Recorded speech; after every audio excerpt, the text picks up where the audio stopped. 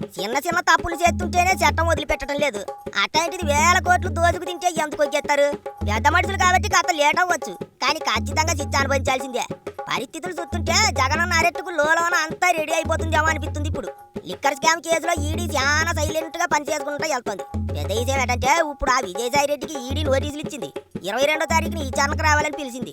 Liquor scam లో ఇప్పటికే మిథున్ రెడ్డి బొక్కలోకి వెళ్ళాడు, ఆ శివిరెడ్డి బొక్కలోకి వెళ్ళాడు, ఇంకా చిన్న చిన్నక చెకోడి గాలి చాలా మంది లోపలికి వెళ్ళారు. కానీ అసలు ఈ విషయం రాబట్టాలంటే మాత్రం, అసలు నేరస్తుని బొక్కలు ఎట్టాలంటే మాత్రం వీజారెడ్డి లాంటి వాళ్ళ సాక్ష్యం చాలా అవసరం. అందుకే వీజారెడ్డి దగ్గర నుంచి గుట్టు మొత్తం బయటికి లాగాలని ఈడీ ఆఫీసర్లు గట్టిగానే ఫిక్సింగ్ అయిపోనారట. ఇప్పటికే లిక్కర్ స్కామ్ కేసులో వీజారెడ్డి అప్రూవర్ గా మారిపోయి చాలా విషయాలు చెప్పాడని లోకమంతా కోడై కూర్తోంది. అసలు లిక్కర్ స్కామ్ కేసులో అరెస్ట్ కాక తప్పదు, ఆ కేసు మెడకు చుట్టుకుంటుందనే భయంతోనే అయ్యగారు వైసీపీలోంచి బయటకు వచ్చాడని కూడా చాలా మంది మాట్లాడుకుంటారు.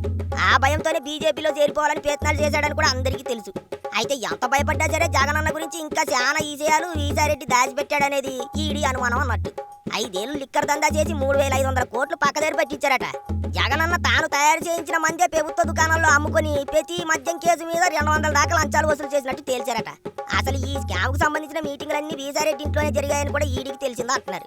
అందుకే విత్తనాల రెడ్డితో గుట్టు రట్టు చేయించే పనిలో పడింది ఈడీ. లిక్కర్ కేసుతో తనకి ఎట్లాంటి సంబంధం లేదని చెప్పాడు సాయిరెడ్డి. చేసిందంతా రాజకేశ్ రెడ్డి అని మొత్తం అతగాడి మీద తోసాడు. కానీ విచారణలో సాయిరెడ్డి చెయ్యుందని తేలిందట. అందుకే ఈడీ మళ్ళీ సాయిరెడ్డి మీద కన్నేసింది. లిక్కర్ స్కామ్ లో మొదటి నుంచి చివరి దాకా అన్ని సాయిరెడ్డికి తెలుసు అనేది జగమెరిగిన సత్యం. ఎట్ట మొదలెట్టారు, లంచాలు ఎట్లా తీసుకున్నారు, వచ్చిన డబ్బులు ఎక్కడికి ఎట్లా పార్సిల్ చేశారు, వెనకమాలుండి ఎవరు నడిపించారు, అసలు లిక్కర్ కింగ్ ఎవరు అనేది సాయిరెడ్డికి తెలుసు అనే విషయం చిన్నపిల్లల్ని అడిగినా చెబుతాడు. ఒకవేళ సాయిరెడ్డి కడుపులో ఉన్న ఈ విషయం మొత్తం కక్కేయాడంటే మాత్రం ఇక జగనన్న అరెస్టును ఎవరు అడ్డుకోలేరు. పాపం పన్నెట్టే. జగనన్నని చట్ట ప్రకారం అరెస్టు చేయడానికి లిక్కర్ స్కామ్ కేసు ఒక్కటి చాలు. దెబ్బకు తీఆర్ జైల్లో బెర్త్ కన్ఫర్మ్ అయిపోద్ది.